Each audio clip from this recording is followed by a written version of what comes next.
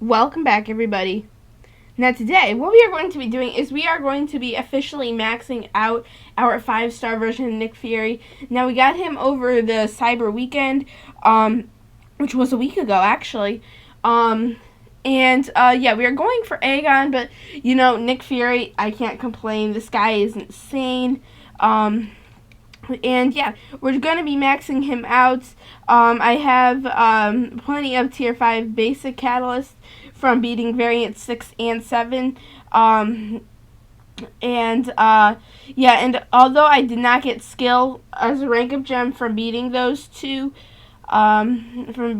variants, still it's okay. I can't complain about this guy. This guy's crazy. And yeah, I had plenty of catalysts. I'm all good. Alright. But yeah, I popped a few gold crystals just because I was running a little low, and yeah, now I'm feeding him non-skill ISO, which is totally fine in my opinion. I don't really care. It's not like you're losing ISO. Well, you kind of are. You can save ISO if you spend those to other people, those same class types. But yeah, so we need just a tiny bit more of ISO, yeah, now we were going for Aegon, and we would have fed him the basic gem and made a labyrinth. However, I pulled this guy, and yeah, I fed him the basic gem. Now I'm not exactly sure how good Nick Fury is for Labyrinth of Legends, yeah, so I'm not sure if I'll take... I'll take him into the deck because I'm going to have him and Quake on the team for evade charges and a little bit of safety. But yeah, we are going to be heading into 6.1.3, A Father's Concern. The node is long-distance relationship, which, remember, if you're close to each other for too long, then you get a weakness put on yourself. Now, the first thing that you want to do, because we have the awakened ability, that means we got the second life. And if we have the second life, that means that, we can get the Fury along with it. And I didn't want it to get too much bleed damage. And I got Heimdall on the team, just for a little bit of extra safety keeping. Alright, so I throw off the SP3 right away. Yeah, I did not put any 6 stones into this guy since I don't think he really needs it. He drops down to 30% either way. It's just slower. And yeah, I just don't think it really matters that much. But yeah, the awakened ability definitely makes this guy so much better. The damage output is through the roof better. One problem with this guy is, not Nick Fury. One problem with Old Man Logan is because he has all the bleed resistance. But yeah, I don't regret taking this guy up. This guy is beyond nuts. This is my 6th 565, and I have one 6-star rank 2, which is Cable.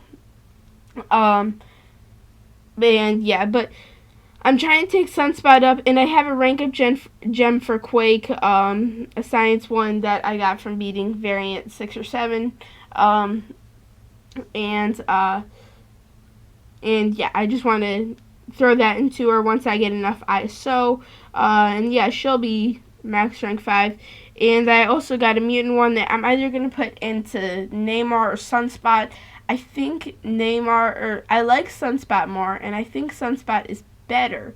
However, they're both really good, and they're both really good for prestige. That's the thing. Since I got 8k prestige now, yeah, 8.2k, but we are really close to nearing level 60 mark, which I'm really excited about. Yeah, I throw off the SP2, and we get a 14k crit. We're doing about 3,000 mediums. This guy did come with another insane champion in the month that they came together. After the movie Captain Marvel came out, they released Nick Fury and Captain Marvel, which, you know, I'm kind of surprised that they didn't do Nick Fury earlier. I feel like he would be a champion who he should do it earlier. I feel like Super Skrull and Captain Marvel should have been released, or Captain Marvel movie should have been released, and then Nick Fury a while ago with somebody. I don't really know who. But yeah, I used a quick revive, not a big deal. And yeah, I do keep up the Fury buff, and even if I didn't, I could just get beaten up a little bit. But yeah, we drained down to 30%. That's the only downside of this guy, is you only have 30% health. But this guy's damage output makes it so worth it. And I throw up the SP1 to try to finish off the fight. Although the SP1 is pretty weak in my opinion, and it doesn't quite do the trick, and a 4,000 medium does it. Alright, but I know that may look a little bit unfamiliar, because, you've seen, like, him play differently, but you can't exactly tell what. Alright, but here is what. Most people end with a light attack because it gives a lot more bleed damage. Here's the thing, I'm facing some bleed immunes, and yeah, mediums are just better if they're immune to bleed. But yeah, you will see me using the light attacks just a little bit later, and I throw off the SP1, yeah, and these Act 6 health pools are just going down so easily. This guy will really help in 6.2. I'm still not sure when I'm gonna make that run. I just want an Icarus counter. I don't want to like sit through that. If I do, I'll probably bring Doom and Diablo on the team, or maybe Annihilus, so I can get the guaranteed crits and then just try to spam heavies. And I'll see how well that works out. That actually might not be too bad of strategy. But yeah, we have one weakness on ourselves. I try to do that to finish off the fight, but remember, it's pretty weak. We have the unblockable. I just decided to play it safe with the parry. The unblockable I don't find does that much. Like, of course it's helpful, but I don't really find unblockable very necessary. I'm pretty sure I'm gonna put this guy, I might use him for AQ consistently, or maybe I don't really want to use him for Alliance. Well, I mean, he's an insane Alliance War defender because, especially because he's awakened. But because he has the unblockable either way. But you're now going to start seeing some big bleed damage, like the 3k per tick. But yeah, I want to put on some bigger bleeds, so I am throwing on the heavies. And that precision I just got, that's not me. That's a Heimdall synergy. I really like that. I pulled 6-star Heimdall because he's great to put on the team, because he's got so many synergies with himself, with other people, that just really help out the team. And I throw off the SP2 right there. We get some big, really nice crits. And yeah, now this bleed damage is starting to pick up. And I throw off the SP1. And yeah, we're doing 700 per tick with the internal bleed. And yeah, that finishes off the Ant-Man fight pretty easily. And yeah, we're just doing really good. This guy did tap out at our second highest rated. So if you go to my profile now, you will still see Doom on top, followed by Fury, Colossus, and Cable. But yeah, Stealth Suit, he kicked Stealth Suit out of the profile. But yeah, I wanted to get my Stealth Suit awakened, but I don't have a skill gem to get him awakened. And even if I do, I may save it for Aegon now that I put this gem into Nick Fury. But I may just try to make the Labyrinth run without him. But yeah. So now we get the internal bleed, and now this big bleed damage is going to start kicking in. We're going to try to get to the SP2. And yeah, so we throw off this SP2. Only one crit. But yeah, this stun, we had to cut it short just because that would have pushed him to the SP3, and we wouldn't have a special attack to even try to finish off the fight. But yeah, that finishes off this Juggernaut fight. And yeah, we just move on to yet another fight. Now we have a Mordo, who's a pretty challenging defender, but yeah, it's not too much for Nick Fury. But yeah, in the movies, Nick Fury's played by Samuel L. Jackson, who, if you guys don't know, he's actually really old. Like, he's like 70, 75. And yeah, just a fun fact. Now, the big thing that I learned with Mordo recently is, well, I always knew that he was really passive when he was got the power gain, but like I never wanted to try to risk throwing a heavy attack. But one day I did, and he just doesn't go after you, and that ends the power gain and ends his passiveness. So yeah, that's a really good trick to counter Mordo that I found the other day.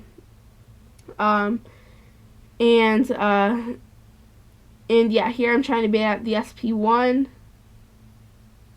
And after this, and then I throw off the heavy attack, I get a big crit that stops the power gain, and then I throw off the SP1 to finish off the fight. And now that one finished off the fight. Yeah, so now we move on to the Scarlet Witch fight, and then we have a Thing fight after that, then the final Ghost boss fight. Yeah, I'm pretty sure Thing is bleed immune, so I'm not exactly, like, I remember what happens, but I'm going to pretend like I'm a little bit concerned about the Thing fight, and I have no idea what's about to happen there. But yeah, I get a little bit of poison on myself.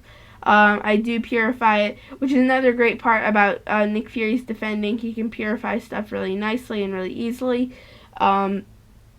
And yeah, that health pool is just going down so easily. Those ending with the light attacks, it's so good. And, you know, like, because, like, the debuffs that we got, weakness and exhaustion, you know, I don't mind actually having those because we're regenning with the willpower mastery, which everybody should get, by the way. But anyway, yeah, now I'm just waiting out that damage, and yeah, that finishes off the fight. And only 30 hits, which is really, really impressive. Sometimes I do challenging content and it takes like 70, 100 hits. But yeah, this guy's only needing 30 hits to take it down about 150,000 health, which, yeah, is really, really nice. Alright, but now we have a Thing fight to deal with, and yes, he is bleed immune. And he's got protection, which is pretty annoying. But yeah, oh my goodness, I forgot to read out synergies that we have for today. Alright, so we do not have Nick Fury and Quake because that works for all champions except Nick Fury. Alright, but for synergies today, we have Nick Fury on the team. We have Heimdall on the team. We also have a guillotine on the team. This synergy also works with magic. And if you dash back and hold block, then you do gain a precision buff, which is really, really nice. Yeah, we also have this synergy that actually works with Nick Fury. That's not for everybody but Nick Fury. That extends the duration of Fury buffs by 20%. Which, now thinking about it, that doesn't really matter, because we have it permanently with the Awakened ability. But yeah, that does end up killing us, and, yeah, and then we just have Captain America World War II on the team for some extra perfect block chance and armor rating. But yeah, everybody, thank you so much for watching this video. If you enjoyed, make sure to hit the subscribe and like button. I personally love Nick Fury. If you have a 5 or 6 star of him, take him up right away. He's insane. Make sure to comment any videos you want to see. I'm always looking for new ones. Make sure to follow the Instagram. Tells you a lot about my MCOC account on my channel. And yeah, everybody, thank you so much for watching this video. See you guys later.